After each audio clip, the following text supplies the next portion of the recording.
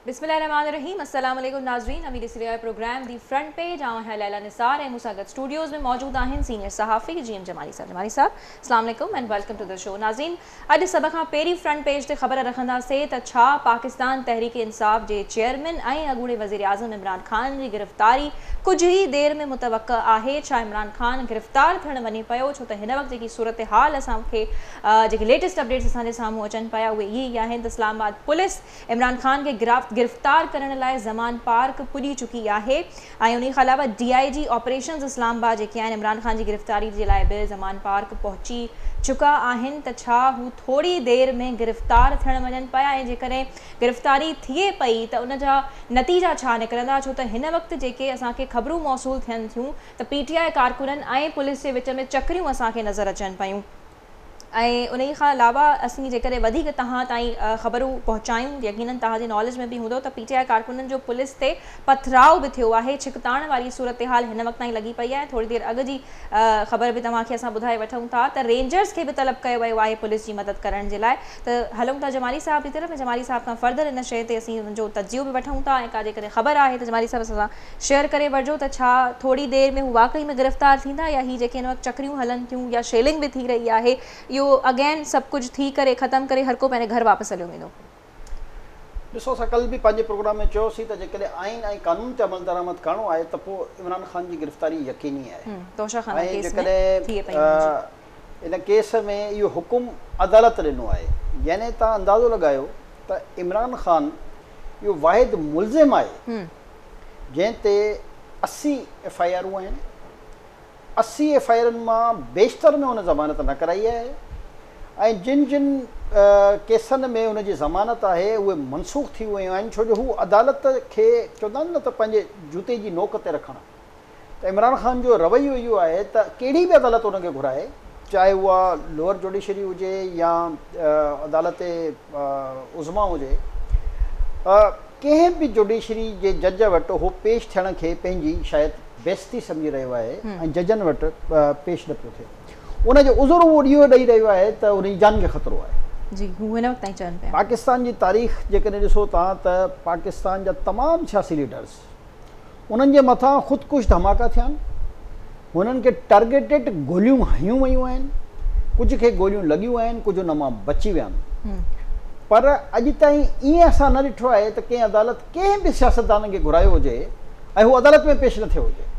यानी चाहे नवाज़ शरीफ़ खां, आसिफ़ ज़रदारी खां, बेनज़ीर भुट्टो खां, इन खां अॻु में बि तव्हां वञो त जेके बि पॉलिटिकल लीडर्स तव्हांखे मिलंदा, बहैसियत वज़ीर आज़म शहबाज़ शरीफ़ अलाए घणा दफ़ा वञी अदालत में पेश थियो। वॾे वज़ीर जेको आहे असांजे सिंध जो जेको वॾो वज़ीर मुराद अली शाह हुजे या पंजाब में हमज़ा शहबाज़ हुयो, इहे बहैसियत वॾा वज़ीर बि वञी अदालतनि में पेश थिया आहिनि। त अदालत जो ज़ाहिर आहे हिकिड़ो एतिराम आहे। हाणे अदालत उनखे कहिड़े तरीक़े सां ॾिसे थी, उहो उन ते डिबेट मुख़्तलिफ़ अंदाज़ में थी सघे थी। पर सुवालु इहो आहे त हिनखे मुस्तक़िल वाहिद माण्हू आहे हिन पाकिस्तान जो जंहिंखे अदालत मिंथूं थी करे त बाबा तूं असां वटि अचे ऐं हे चए थो मां न ईंदुसि। यानी कंहिं बि केस में हे गिरफ़्तार थियण खां अलाए डिॼी रहियो आहे, अलाए हिनखे इहा जेके ही लवाज़मात इस्तेमालु कंदो आहे, ज़ाहिर आहे उहे हिनखे काल्ह बि लाइव आया हुआ गाॾी मां वेही करे चवनि पिया त जेको आहे साज़िश धरी वञे पई ऐं वरी हाणे फॉरेन फंडिंग केस बि जेको आहे वरी हू कढंदा मुंहिंजे ख़िलाफ़।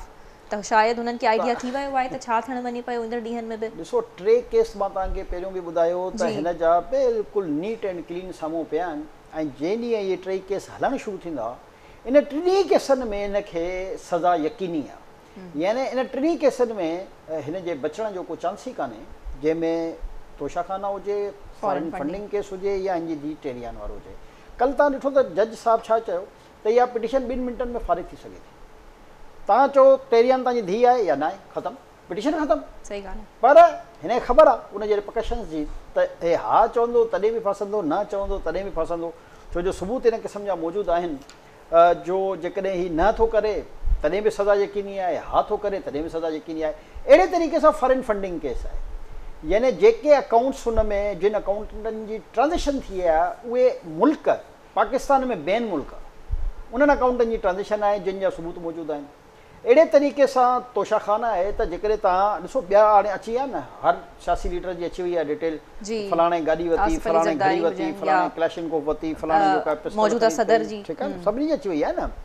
हिननि खे परेशानी छो कान्हे जो हिननि तोशाखाना जे कानून जे मुताबिक़ इहे शयूं परचेस कयूं। हाणे उन वक़्तु इहो कानून सही हो या कानून ग़लति हो, मुंहिंजी नज़र में इहो कानून ठीकु न आहे, हिनखे तब्दील थियणु घुरिजे। जेको वरी इमरान ख़ान थोरो वधाए हिनखे 50% अलाए 25% जो जेको पाण चवनि था त उहो असां कयो आहे, पर अञा ताईं शायदि इम्प्लीमेंटेशन जे मराइल में न आहे उहो। पर उन में चोरी न आहे, यानी हुननि तोहफ़ा वरिता आहिनि उन कानून जे मुताबिक़। इमरान ख़ान जो जेको तोशाखाना जो मसइलो उहो आहे ई डिफरेंट, यानी जंहिंखे घड़ी खपाई आहे हू चए थो त इहा मुंहिंजी रसीद न आहे जेकी हिननि तोशाखाना में जंहिं मां इहे कैश पैसा ॾिना आहिनि, यानी ख़रीद कंदड़ जिते ही छा चवनि PTI वारा त असां ख़रीद कई आहे, हो चए थो त न मूं त ख़रीद न कई आहे, मुंहिंजी दुकान जी रसीद न आहे, इहा जाली रसीद आहे। त हिनखे इन करे इहा ख़बर आहे त इहो बि केस हिन ते पको आहे। यानी तव्हां तोशाखाना सां मतिलबु गवर्नमेंट सां कूड़ ॻाल्हायो, गवर्नमेंट सां कूड़ ॻाल्हायो, उहा जेकी मनी ट्रेल आहे उन में तव्हां ऑटोमेटिक फासी था पोइ। हाणे ॿियनि खे इहा परेशानी कान्हे, ॾिसो न, हालांकि कंहिं गाॾी वरिती आहे, कंहिं मुख़्तलिफ़ कालीन वरिता आहिनि, सभिनी वरिता आहिनि, मक़सदु पॉलिटिकल लीडर्स जेके बि आहे उन में जर्नल्स बि आहिनि, जज बि शायदि आहिनि, साफ़ी बि आहिनि, मज़ेदार ॻाल्हि इहा आहे। पर कंहिंखे परेशानी न करे न आहे जो उन्हनि वटि प्रॉपर मनी ट्रेल जो तरीक़ेकार मौजूदु आहे ऐं क़ानूनी बाइंडिंग जेकी उन ते लॻल आहे उहा मौजूदु आहे। हिन वटि इमरान ख़ान वटि इहा क़ानूनी जेके रूल्स फॉलोज़ करणु घुरिजनि उहे थिया न आहिनि, जेकी मनी ट्रेल उनखे कराइणु घुरिजे हुन सां पंहिंजे अकाउंट सां उहा थी कान्हे। हाणे इनखे इन करे इहा ख़बर आहे त इन केस में बि हिन जी बचति कान्हे।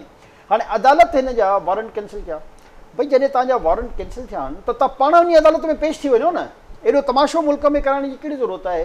ऐं मासूम कारकुननि खे या औरतुनि खे पंहिंजी ढाल बणायो था, जॾहिं तव्हां चओ था असां लीडर आहियूं, असां आज़ादी जी जंग विड़ी रहिया आहियूं, यानी हिननि जो जेको बयानियो आहे उहो एतिरो ख़ौफ़नाक आहे त असां आज़ादी जी जंग विड़ी रहिया आहियूं ऐं इहो नथा ॿुधाइनि त आज़ादी कंहिंखां खपे, छो जो पहिरियों त हिननि खे आज़ादी अमेरिका खां बि खपे, त उहो त ख़तमु थी वियो। हाणे अमेरिका चवंदा आहिनि न हुणे ख़बर आई आहे अमेरिका साडा भाई आहे, हाणे त इमरान ख़ान जी इहा पॉलिसी अची वई आहे न, त हाणे हिनखे आज़ादी कंहिंखां खपे, हीउ खुली करे हुनजो इज़हार बि कान थो करे त भई तोखे आज़ादी इस्टेब्लिशमेंट खां खपे, फ़ौज खां खपे, सियासी जमातनि खां खपे, मज़हबी जमातनि खां खपे, तोखे आज़ादी खपे कंहिंखां। पर हाणे शायदि उन्हनि खे पाण में ज़हनी तौर ते इमरान ख़ान तयारु थी चुका आहिनि त हाणे ईंदड़ ॾींहंनि जेके आहिनि उहे कानूनी तौर ॾाढा ॾुखिया थियण वञनि पिया, चाहे उहे जीअं पाण काल्ह बि फॉरेन फंडिंग केस वारे मामले जी ॻाल्हि कनि पिया, त पाण मेंटली तौर ते उन्हनि खे अंदाज़ो थी पियो आहे न त हाणे पोइ हिकमत अमली कुझु न कुझु सेट कंदा हूंदा। उहो ॾिसो 7 साल ताईं 4 साल ताईं पाण वज़ीर आज़म रहियो न हिन मुल्क जो, 7 साल ताईं हिन फॉरेन फंडिंग केस खे स्टे ऑर्डर ते हिननि हलायो आहे हाई कोर्ट जे।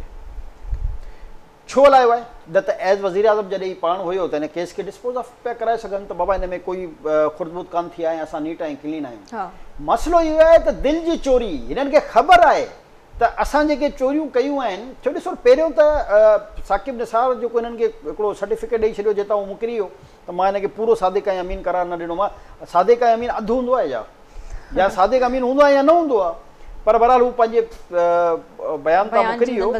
त हाणे उन खां तव्हां अंदाज़ो लॻायो त हिननि जूं चोरियूं त अञा बि मुंहिंजी नज़र में इहे नंढियूं चोरियूं आहिनि, इहे तव्हांखे ॿ टे अरब जूं चोरियूं आहिनि न। हिन जा जेके असल चोरी जा अरबे रुपए जा जेके एक्चुअल केस आहिनि उहे त अञा आया ई कान्हनि, हे त उहे आहिनि जेके ऑलरेडी पाइपलाइन्स में हुया न।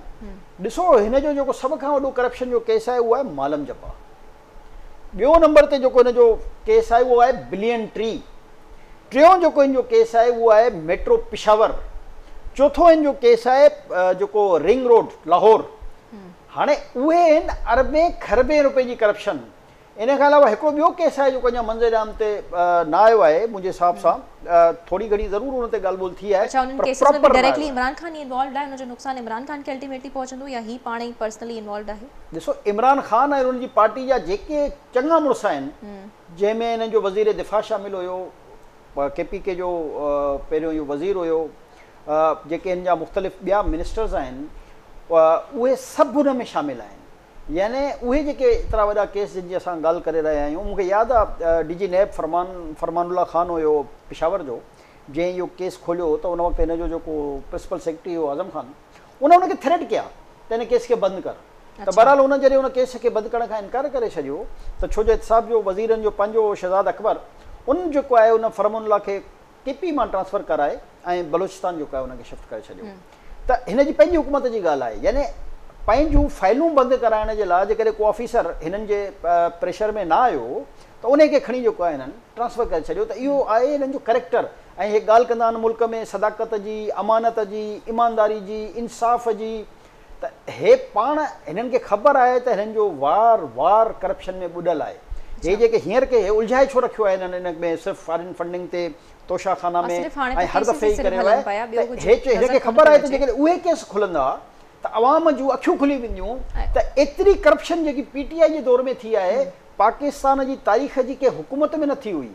तव्हां अंदाज़ो लॻायो त मेडिसन सिर्फ़ु दवाउनि जो जेकॾहिं स्कैंडल खुलंदो त जेकी दवा जेकॾहिं 100 रुपए जी हुई त उहा दवा 500 रुपए जी हिननि जी हुकूमत में थी, यानी 500% जेको आहे इंक्रीज़ थी हुई। पर हिन वक़्तु ताईं पंहिंजी मौजूदा हुकूमत खे त निशानो बणाईंदा अचनि पिया न, त करप्शन में या पैसा चोरी वारा इल्ज़ाम जेके उन्हनि ते आहिनि त हू पैसो खणी करे ॿाहिरि शिफ्ट थी विया आहिनि, ॿाहिरि सेटल डाउन थी विया आहिनि, उहो आवाम जो ई पैसो आहे। त हिन वक़्तु बि उहो हिननि जो जेको बयानियो आहे आवाम में पॉपुलर त आहे न। त पोइ शहज़ाद अकबर ॿाहिरि छो भॼी वियो?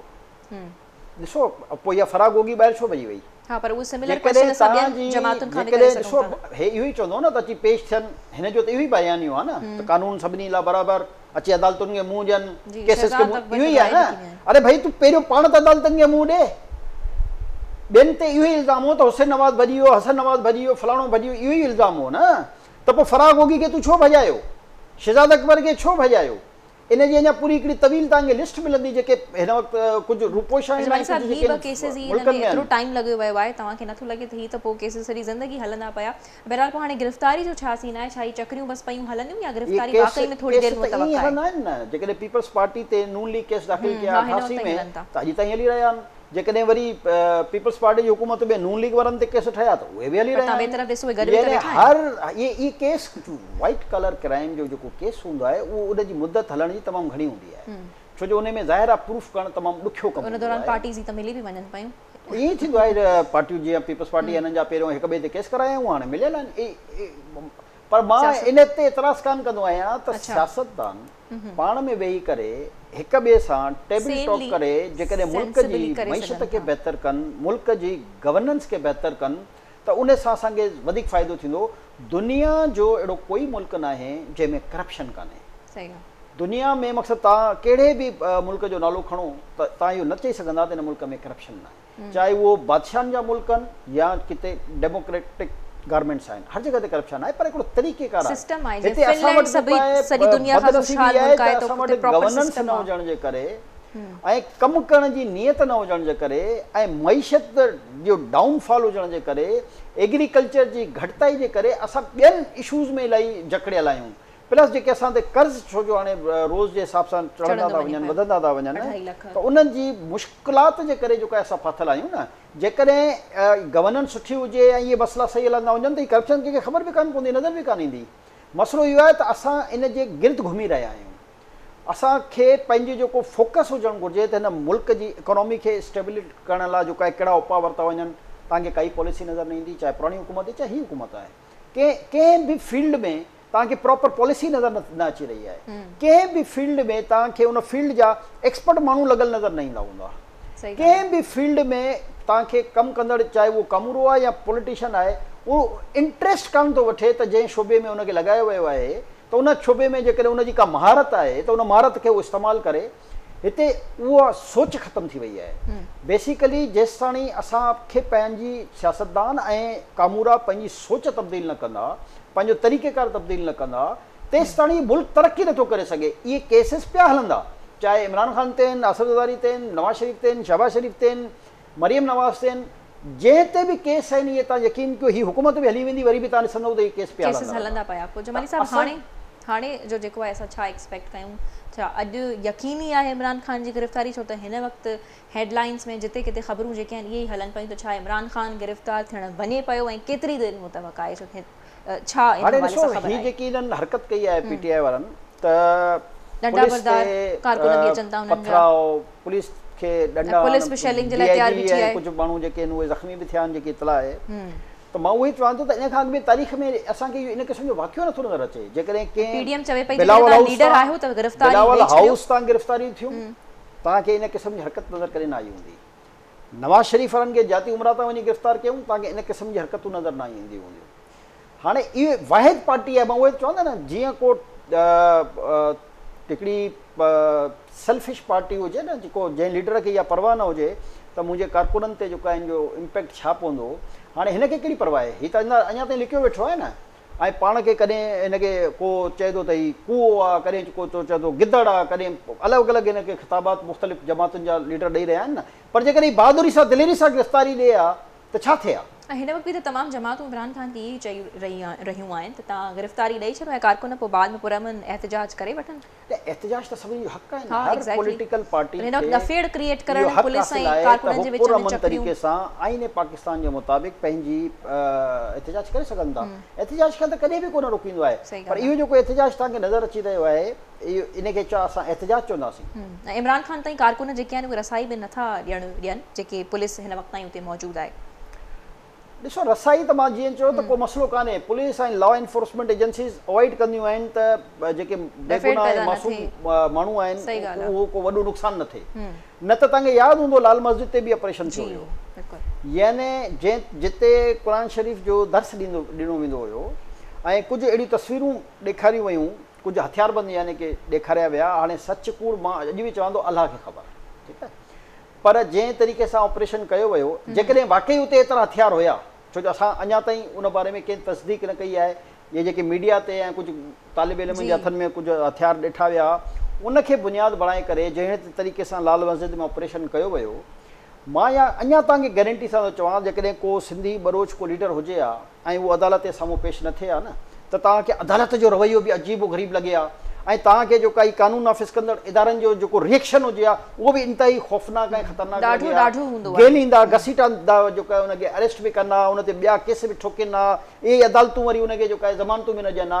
पर हिन सां जेको रवैयो आहे उहो डिफरेंट आहे। त हाणे इहो ई मसइलो आहे त असां पाण इहो सोचणु ऐं सम्झणु चाहियूं था हिन अदालत खां ऐं हिन हुकूमत पाकिस्तान जे लॉ एनफोर्समेंट एजेंसीज़ ऐं कानून नाफ़िज़ कंदड़ इदारनि खां त आख़िर हिन जे बारे में एतिरो सॉफ्ट कार्नर छो आहे, या त इहो ई सॉफ्ट कार्नर पाकिस्तान जे तमामु पॉलिटिशियन ऐं मज़हबी जमातुनि जे सरबराहनि सां हुजणु घुरिजे।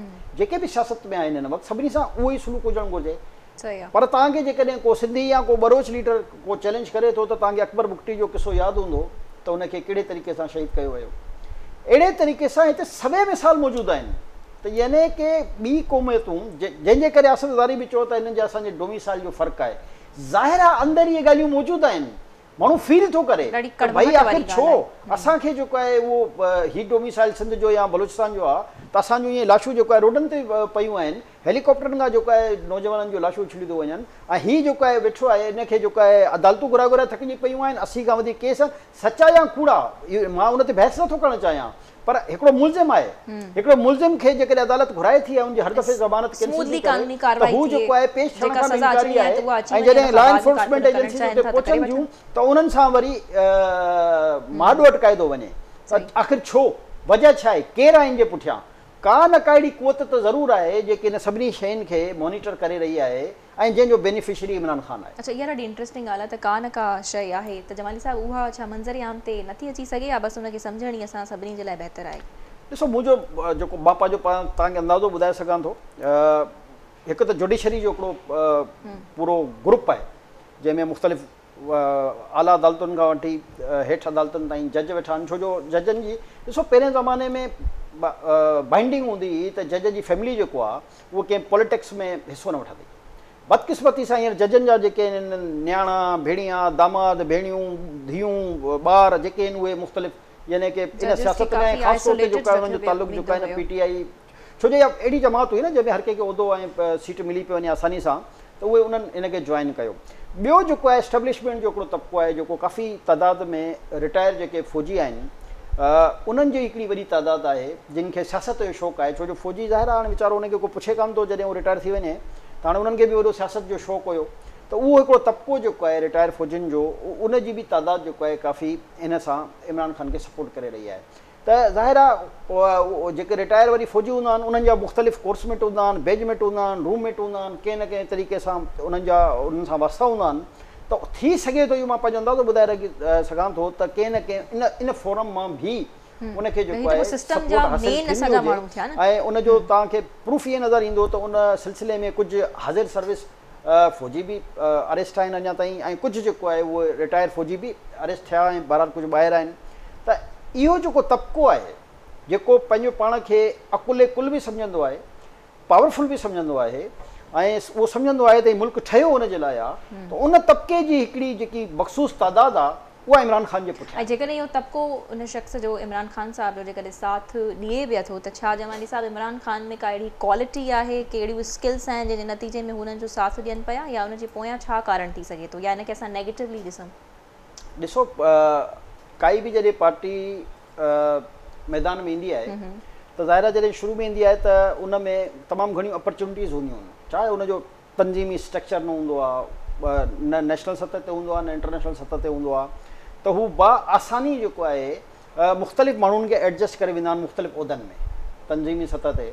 ज़ाहिर आहे उन्हनि वटि छो जो पहिरियों वारो को हुई न, या टी पार्टी अची वई त वरी जेके MPA MNAs जा इलेक्शन्स आया या सेनेट जा इलेक्शन्स आया त उहे अपॉर्चुनिटियूं जेको आहे हिननि खे मिलियूं। त वरी जॾहिं हुकूमत तव्हांजी अचे थी त तव्हां 10 क़िस्म जा जेको आहे एडवांटेज जेको आहे ॾेई सघो था, त हिननि बिल्कुलु ईअं ई कयो आहे। त हिननि जा तव्हां ॾिसो केतिरा रिटायर्ड तव्हांखे फ़ौजी मिलंदा जेके MNA MPA जी सीटुनि जा कैंडिडेट बि हुया, उन मां काफ़ी कामयाब बि थिया। ऐं हिन जे वज़ीरनि जी जेकॾहिं तादाद खणो त उन में बि तव्हांखे नज़र ईंदा त केतिरा फ़ौजी, को लेफ्टिनेंट रिटायर जनरल, त को मेजर जनरल, त को ब्रिगेडियर, त को कर्नल, त को मेजर, इहो तव्हांखे वॾी तादाद में मिलंदा न। इहे सभु तव्हांखे अक्सर PTI में मिलंदा। ॿियनि जमातुनि में को इका दुका हूंदो आहे, ईअं न आहे त ॿियनि पार्टियुनि में न आहिनि, को हूंदो, 1 2 3 ईअं हूंदो आहे। हिन जी जेकी तादाद तव्हां उहा ॾिसंदा त उहो तव्हांखे तमामु वॾी तादाद नज़र ईंदी, चाहे डिस्ट्रिक्ट लेवल्स ते हुजे, डिवीजन लेवल ते हुजे, अच्छा वरी ओवरसीज़ में बि, यानी जेके हितां रिटायर थियल छुटल कारतूस जेके असां चवंदा आहियूं विया आहिनि ॿाहिरि मुल्कनि में, उतां बि सियासत था कनि। यानी हो विया त पंहिंजी फैमिलियुनि खे कमाए जेको आहे पैसा मोकिलींदा ऐं जेको आहे पंहिंजो गुज़र सफ़र सुठो कंदा, पर छो जो गुज़र सफ़र ज़ाहिर आहे महिनत जो कमु हूंदो आहे, नौकिरियूं करण जी महिनत न कंदा, हो जेको आहे उतां बि सियासत कंदा। तव्हां हिननि जी जेकी PTI जा ॾिसो, ज़ाहिर आहे असां बर्तानिया में बि थी आयासीं, अमेरिका में बि थी आयासीं, आयरलैंड मां या ॿियनि जिन मुल्कनि में असां थी आया आहियूं, उते चयो छा थो वञे त असां वाइस प्रेसिडेंट आहियूं PTI जा, प्रेसिडेंट आहियूं, जनरल सेक्रेटरी आहियूं, फलाणो उहिदो आहे, फलाणो ऑर्गेनाइज़र आहे, इहे उहिदा हिननि विराए छॾिया आहिनि, थोक जे हिसाब सां जीअं न चइबो आहे विराए छॾनि। त उहो हर माण्हू ज़ाहिर आहे 5 10 15 माण्हुनि सां कोऑर्डिनेशन करण त को मसइलो कान्हे न। इन जो तव्हां इहो ॾिसो त सिर्फ़ु बर्तानिया में, लंडन में 90 लख जेको आहे पाकिस्तानी आहिनि, पर इन जो जॾहिं मुज़ाहिरो कंदा आहिनि त घणा ईंदा आहिनि, 10 5 15 20 25, हे उहे आहिनि जिन खे उहिदा विरायल आहिनि। अच्छा, या सभ खां आसान उते कमु हूंदो आहे $100 $200, पैसनि 100 पाउंड 200 पाउंड, इहो रेट आहे। इहो त सिर्फ़ PTI में आहे या ॿियनि ॿियनि जमातूं त उन्हनि खे लिफ्ट न कराईंदियूं आहिनि। यानी उन्हनि जूं शिकायतूं वरी जॾहिं असां उते दौरनि ते वेंदा आहियूं त उहे असां सां कंदा आहिनि त बाबा असां पीपल्स पार्टी में खे रिक्वेस्ट कईसीं त असांखे हीअ उहिदो ॾियो, फलाणी जॻह जो हीअ ॾियो, त उहो असां सां मिलण लाइ तयारु न आहिनि, ॻाल्हाइण लाइ तयारु न आहिनि। अहिड़े तरीक़े सां नून लीग जे लाइ इहो ई तव्हांखे ॿुधाइणु चाहियां पियो त हिननि में उन्हनि में इहो फ़र्क़ु आहे। छो हिननि थोक जे हिसाब सां अलॻि अलॻि उहिदा, ऐं हर दुनिया जे नंढे वॾे मुल्क में हिननि क़िस्म सां सभिनी खे चवंदा आहियूं हर माण्हू खे चौधरी बणजण जो शौक़ु हूंदो आहे असल में, त हुते उन्हनि जी चौधराहट थी वई, उन बहाने हू मुख़्तलिफ़ डोनेशन जमा था कनि, उन्हनि जो कारोबारी ज़िंदगी तमामु सुठो हली रहियो आहे सिर्फ़ु इन सियासी उन में। न त तव्हां मां त उन्हनि खां रुॻो इहो सवालु कंदुमि त भई तव्हां ओवरसीज़ मक़सदु कहिड़े लाइ विया, तव्हांखे सियासत करणी आहे, अचो न पंहिंजे मुल्क में अची, तव्हांखे अॻु में हितां जा एक्चुअल मसइला त ख़बर पवनि, असांजी बिजली जो मसइलो, असांजी तालीम जो मसइलो, असांजी सिहत जो मसइलो, असांजे रोड जो मसइलो, असांजे पीअण जे पाणी जो मसइलो, तव्हांखे अॻु में इहे शयूं ख़बर त पवनि। हुते तव्हां वेठा आहियो पंहिंजी अयाशी जेकी तव्हांखे इहे सभु शयुनि जी तव्हांखे परवाह न आहे, ऐं उन खां पोइ तव्हां सियासत था कयो। भई अचो न ज़रा पंहिंजे मुल्क में, हिननि मुसीबतनि मां निकिरी उन खां पोइ सियासत करे ॾेखारियो न असांखे। जमाली साहब, नून लीग में छा थी रहियो आहे? जेकॾहिं असीं अॻूणे वज़ीर आज़म शाहिद ख़ाक़ान अब्बासी जी ॻाल्हि कयूं, या हिन वक़्तु बि हू जेको आहे जुड़ियल आहिनि नून लीग सां, ऐं मुफ्ता इस्माइल साहब, ही छा नून लीग खां अलॻि थी विया आहिनि? कुझु नाराज़गियूं जेके आहिनि उहे इलाही शिदत इख़्तियार करे वियूं आहिनि, पंहिंजी अहमियत वधाए रहिया आहिनि। ॾिसो शाहिद ख़ाक़ान अब्बासी ऐं सुलेमान शहबाज जो बि ट्वीट तव्हां ॾिठो हूंदो। शाहिद ख़ाक़ान अब्बासी खे हाणे इहा त ख़बर आहे न त उहो हाणे वरी वज़ीर आज़म न थी सघंदो। अच्छा, ईअं त न आहे त उनखे बार बार वज़ीर आज़म करे छॾींदा। त हाणे ज़ाहिर आहे नज़र अची रहियो आहे त जेकॾहिं नवाज़ शरीफ़ जी नाइली वारो मसइलो हल न थियो त सभिनी खे नज़र अची रहियो आहे, जेकॾहिं नून लीग जी एतिरी सीटूं आयूं त सभिनी खे नज़र अची रहियो आहे त पोइ अल्टीमेटली मरियम नवाज़ जो वज़ीर आज़म थींदी, छो जो उनजी नाइलियत ख़तमु थी चुकी आहे। त ज़ाहिर आहे हाणे ॿियनि खे जेके इहे हुया इन्हनि खे इहा ख़बर आहे त हाणे उन्हनि जो उते उहो वेट न रहियो आहे जेको हुयो। हाणे तव्हां मिसाल वठो न त चौधरी निसार खे कहिड़ी तकलीफ़ हुई, चौधरी निसार छो छॾे वियो नून लीग खे? चौधराहट ख़तम थी न असल में हर माण्हू खे हिते मसइलो आहे पंहिंजी चौधराहट जो। जॾहिं हुनजी तव्हां चौधराहट ख़तम थींदे नज़र थी अचे त उहो तव्हांखे वॾो दयानतदार ईमानदार फिलासफ़र थी नज़र ईंदो आहे। जहिड़े तरीक़े सां हाणे तव्हांखे मुफ्ता इस्माइल ऐं शाहिद खान अब्बासी नज़र अची रहिया आहिनि। हाणे फवाद हसन फवाद जो तव्हांखे ॿुधायां त इहो छो आयो आहे? हालांकि त हीउ वज़ीर आज़म जो प्रिंसिपल सेक्रेटरी हो न नवाज़ शरीफ़ जो। मसइलो इहो आहे त वरी शहबाज शरीफ़ जो जेको पंजाब में प्रिंसिपल सेक्रेटरी हो अची मां उहो हाणे हुन सड़बे उहिदे ते अची चुको आहे। हाणे हिननि जी उहा ज़ाती जेलसी आहे त मां कुर्बानी ॾिनी, जेल में वियुसि, नैब मूंखे खणी वई, फलां थियो अलां थियो, मुंहिंजे बजाए जेको आहे मुंहिंजे जूनियर खे, छो जो हिन में हुन में 10 सालनि जी सर्विस जो फ़र्क़ु आहे। त ऐं चीमा जेको आहे अॼुकल्ह मेजर प्लेयर आहे, छो जो हुनजी शहबाज शरीफ़ सां अंडरस्टैंडिंग हुई। जॾहिं प्रिंसिपल सेक्रेटरी, जॾहिं उहो वॾो वज़ीर हो पंजाब जो, हुन प्रिंसिपल सेक्रेटरी वज़ीर आज़म थियो, उनखे जेको आहे अपॉर्चुनिटी ॾिनी। पार्टी जे अंदरि जॾहिं सीनियर क़यादत अहिड़ी क़िस्म जूं ॻाल्हियूं जॾहिं मंज़र आम ते अचनि थियूं त तव्हांखे लॻे थो ॿियो वरी हाणे इलेक्शन जो टाइम बि आहे त डू यू थिंक हुन नून लीग जी सियासत ते को इम्पैक्ट पइजी सघिजे थो? मरियम नवाज़ बि ॾाढो एक्टिव नज़र अचनि थियूं, वरी बि वर्कर्स कन्वेंशन सां ख़िताब कयो हुननि। नून लीग जी हींअर जेकी सियासत जेकी नज़र अची रही आहे बज़ाहिर त मरियम नवाज़ काफ़ी गेन करे वई आहे पॉलिटिकली। अच्छा। ऐं जंहिं डिस्ट्रिक्ट में बि वञी रही आहे गो के वर्कर्स कन्वेंशन जी ॻाल्हि करे वञी रहिया आहिनि। अञा बाज़ाब्ता उन्हनि जलसनि जो ऐलान न कयो आहे, पर उन में जेको मीडिया ऐं सोशल मीडिया जे ज़रिए जेको असां ॾिसी रहिया आहियूं उन में ईअं महसूसु थी रहियो आहे त उनखे काफ़ी जॻहनि ते तमामु सुठी मोट मिली रही आहे। अच्छा। ऐं हिन वक़्तु नून लीग में अहिड़ो को ॿियो लीडर कान्हे जंहिंखे इन क़िस्म जी मोट मिली सगे। त हो मुतबादिल जे तौर ते जेको आहे हू मां सम्झां थो पेनिट्रेट करे चुकी आहे तंज़ीमी सतह ते बि ऐं पब्लिकली सतह ते बि। त महसूसु ईअं थी रहियो आहे त जेकॾहिं पीटीआई खे टफ टाइम मिलियो पंजाब में त उहा नून लीग जे तरफ़ां ज़ाहिर आहे मरियम नवाज़ जी कैंपेन जे नतीजे में। पर हिन वक़्तु उन्हनि जो छा को नैरेटिव तव्हांखे क्लियरली नज़र अचे थो कि जेकॾहिं वर्कर्स कन्वेंशन में बि वञनि थियूं त हुनजो क्लियर टारगेट इमरान ख़ान ई आहे? ॾिसो नून लीग जो जॾहिं खां हुकूमत मां इहे विया आहिनि न उन्हनि जो क्लियर इन स्टैंड्स हुयो एस्टेब्लिशमेंट जे अगेंस्ट। हा बिल्कुलु यादि आहे। इमरान ख़ान त हींअर पहिरियों दफ़ो जेको आहे इहा ॻाल्हि कई आहे न, पीपल्स पार्टी ऐं नून लीग जी कामयाबी जी जेकी असर वजह रही आहे उहे ॿ शयूं रहियूं आहिनि। ख़ासि तौर ते पीपल्स पार्टी जी त मां सम्झां थो वॾे सभ खां वधीक जेकी एॾो अर्सो पॉपुलरिटी रही ऐं अॼु ताईं आहे, यानी शहीद ज़ुल्फ़िकार अली भुट्टो खां पोइ जेकॾहिं नैरेटिव अॻियां आयो त उहो सिंपल नैरेटिव हो एंटी एस्टेब्लिशमेंट एंटी अमेरिकन। तव्हांखे यादि हूंदो त उन ज़माने में असां में जॾहिं स्टूडेंट्स हुआसीं त इहे ई नारा लॻाईंदा हुआसीं त इहो जनरल कर्नल ऐं अमेरिका फलाणो। अहिड़े तरीक़े सां उहो नैरेटिव पाकिस्तान में ऑलरेडी पॉपुलर आहे।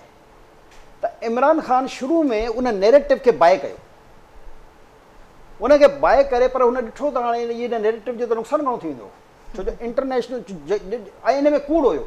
ज़ुल्फ़िकार अली भुट्टे वारो जेको नैरेटिव हलियो हुयो उहो सच हुयो, छो जो ज़ुल्फ़िकार अली भुट्टे शहीद खे फांसी ॾियारण में अमेरिका जो ऐं एस्टेब्लिशमेंट जो कंप्लीटली रोल हुयो, उन में को शक जी गुंजाइश कान हुई। पर इमरान ख़ान खे हटाइण में अमेरिका जो को रोल कान हुयो।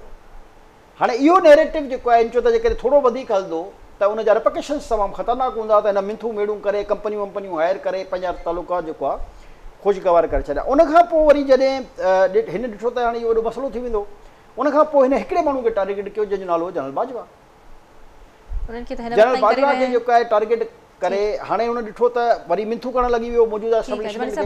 प्रोग्राम जो टाइम बि थिए पियो त हिकिड़ी आख़िरी ख़बर शामिल कंदा हलंदासीं। त IMF स्टाफ लेवल वारे मुआहिदे ते तव्हां थोरा कॉमेंट्स वठणु चाहियां थी। जीअं कल्ह बि असां डिस्कस कयोसीं त छा वाकई में जेको ॿिया मुल्क असांखे फंड जारी करण वारा आहिनि उहो ई रीज़न त न आहे? जीअं अॼु बि नाणे वारे वज़ीर हिकु स्टेटमेंट जारी कयो आहे त चीन मां $80 करोड़ जल्द मिली वेंदा, त छा उन बेसिस ते IMF पंहिंजी डील क्लोज़ कंदी? ॾिसो IMF खे ऐं अमेरिका खे त सभ खां वधीक तकलीफ़ इहा ई आहे न त चीन जेको आहे पैसा छो ॾेई रहियो आहे। अच्छा। ऐं हीउ जेको ब्लॉक ठहणु वञी रहियो आहे, बाज़ारि जेको नज़र अची रहियो आहे त रशिया, चाइना ऐं हाणे अरब कंट्रीज़, छो जो ईरान ऐं सऊदी अरब जा जेके इख़्तिलाफ़ आहे उहे बि काफ़ी हद ताईं उन्हनि टैकल करे छॾिया आहिनि। ऐं यकीनन पाकिस्तान जेको आहे उन में इंतिहाई अहम प्लेयर आहे। अमेरिका खे त मसइलो इहो ई आहे त हिन ख़िते मां गुज़िरियल जेको बि पाकिस्तान ठहण खां अॻु में ऐं पाकिस्तान ठहण खां पोइ जो जेको असर रसूख़ रहियो आहे उहो असर रसूख़ हुनखे निकिरंदे नज़र अची रहियो आहे। त हाणे हू कंहिं ॿिए मुल्क ते एॾो प्रेशर ॾेई कान थो सघे सवाइ पाकिस्तान जे, छो जो पाकिस्तान कर्ज़नि में जेको आहे ॿुॾल आहे ऐं IMF जी ब्लैकमेलिंग में अची सघे थो बाआसानी। त इन करे हुनजो सभ खां वधीक दबाव जेको आहे उहो आहे ई पाकिस्तान ते, त पाकिस्तान खे कंहिं तरीक़े सां एतिरो साह न पटणु ॾिनो वञे जो हीउ असां जे साम्हूं बीह सघे। त हे जेके बि हथकंडा इस्तेमालु थी रहिया आहिनि बेसिकली उहो थी न करे रहिया आहिनि, छो जो हुननि खे त इमरान ख़ान जहिड़ो बेवकूफ़ वज़ीर आज़म सूट पियो करे न, जेको जंहिं सॼे मुल्क जी सिस्टम खे ई तबाह करे छॾियो। यानी कंहिं बि फील्ड में असांखे अॻिते वञण जे बजाए सफ़ाई ज़मीन बोस करे छॾियो अथई, जेके ठाहिण में संभालण में हाणे हिननि खे अलाए घणा साल लॻा। बिल्कुलु हिन वक़्तु इहो ई असीं डिस्कस करे रहिया आहियूं। ऐं ॿी तरफ़ जीअं त तव्हां सभिनी खे ख़बर आहे त हिकु लीडर जी जेकी गिरफ़्तारी आहे उहा सवालिया निशान बणियल आहे, त जेकॾहिं गिरफ़्तारी थींदी बि त कॾहिं ऐं किथे पोइ इमरान ख़ान खे जेके पाकिस्तान तहरीक इंसाफ जा चेयरमैन आहिनि उन्हनि खे रखियो वेंदो। इजाज़त ॾींदा, मुलाक़ात थींदी ईंदड़ हफ़्ते। अल्लाह हाफ़िज़।